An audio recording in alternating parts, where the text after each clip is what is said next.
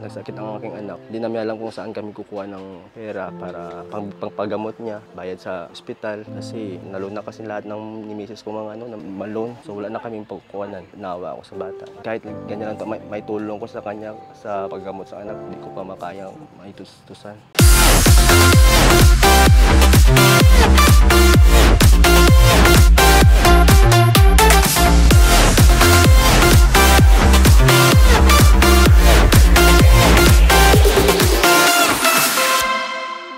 Pumunta rin po tayo sa Pulumulok, South Cotabato para mamigay ng Hako Challenge Sari-Sari Store. So tignan po natin ang kwento ni Sir Richard.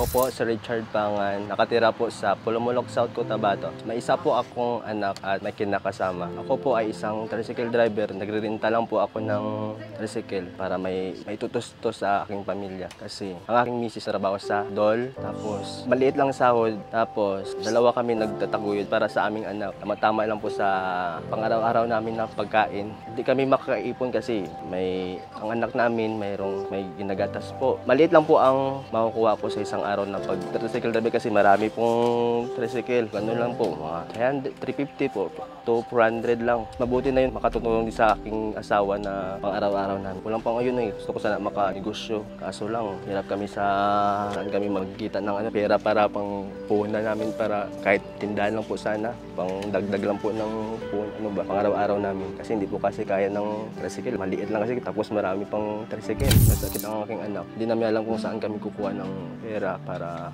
pangpagamot niya, bayad sa ospital. Kasi naluna kasi lahat ng ni Mrs. ko mga malon. So wala na kaming pagkukuhanan. Naawa ako sa bata. Kahit ganyan lang to, may tulong ko sa kanya sa paggamot sa anak, hindi ko pa makayang maitustusan. Nagpapasalamat po ako sa asawa ko kasi siya po lahat ng nagtutustos sa amin ng aking anak. Siya lang po, kahit gatas, kahit ano, siya po nagtutustos. Lahat ng mga bayarin siya po. Maraming salamat po sa kanya kasi hindi po siya nagsawa na magmahal sa amin kasi nandyan lang siya po siya parating. I love you po.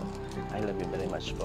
Unang-unang sa lahat, nagpapasalamat po ako sa itaas kasi ako po yung napili nila na makuha. Sa marami-raming nag-text na makuha pero kami yung nakuha. Nagpapasalamat po ako ng marami kay Maricel Turcos kasi ako po nakuha niya. Maraming salamat po. Kung hindi dahil sa kanya, hindi po ako makukuha. Salamat kasi mayroon na kaming pangpuhunan. Belated happy birthday po sa inyo. Ako po si Rina May Pangan, isang mabuting bahay ni Richard Pangan na siyang napili bilang bigyan ng giveaway ni Ma'am Maricel na Sari-Sari Store. Kami po ay may isang anak at ako po ay nagtatrabaho sa isang pribadong kumpanya na konti lang po yung sinasahod na magkasya lang po sa pang-araw-araw naming gastusin. So yung pang-araw-araw namin mahirap talaga. So ayun, naisipan namin ng asawa ko na magrenta ng tricycle para matustusan man lang yung pang-araw-araw namin na kahit papano mabigyan namin ng kahit na gatas lang yung anak namin, kahit na makakain lang kami ng 3 sa isang araw, okay na yun, basta mabubuhay na kami. Kasi nung una, medyo mas mababa pa yung sahod ko sa katagalan ng panahon, medyo umangat-angat din. Noon kasi, mahirap mag-budget pag kunti lang yung sahod mo. Tapos yung asawa ko, tumigil pa sa trabaho kasi ayaw niyang malayo sa amin. Yung trabaho niya kasi noon is nang malayo sa pamilya. May project lang sila doon. At saka siguro, nahihirapan siya. Nakapagtustos naman siya, pero pangungulila sa pamilya. Kaya naisipan niya na tumigil na lang. At ayun, isipan namin na magrenta na lang ng tricycle. At sa araw-araw, bumabiyahe siya. Kung hindi naman siya makabiyahe, may mga part-time siya na kinukuha yung mga sa construction, nagpapanday. Pa, salamat sa lahat ng tulong mo, sa sakripisyo, kahit na ganito tayo, kahit na mahirap tayo, andyan ka pa rin, handang umalalay. Alam ko malalagpasan din natin to lahat ng problema natin. At saka kay Ma'am Maricel, maraming salamat po sa pagpili sa aking asawa, sa amin, na mabigyan niyo po sari-sari store giveaways. Napakalaking tulong na po sa amin. Pangarap lang namin noon na magkanegosyo. Maraming salamat po. Belated happy birthday po, Ma'am Cel. Paulitin, maraming salamat po.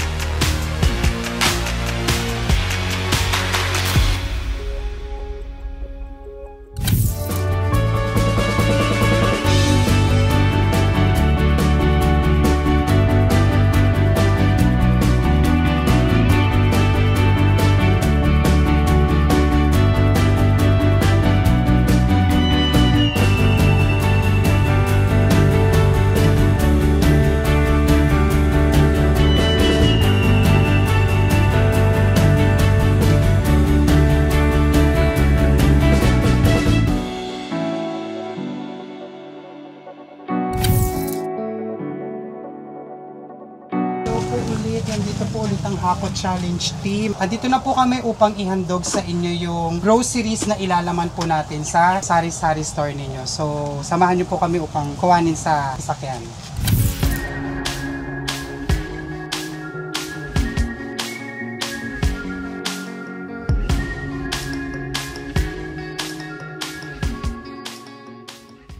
Sa lahat, nagpapasalamat po ako sa Panginoon dahil natupad yung pangarap namin na magka-negosyo. Tapos, salamat kay Maricel Tulfo kasi ako napili niya bilang sa Hako Challenge Grocery. Maraming salamat po, Ma'am Maricel. Happy belated happy birthday, Ma'am Maricel. Thank you po.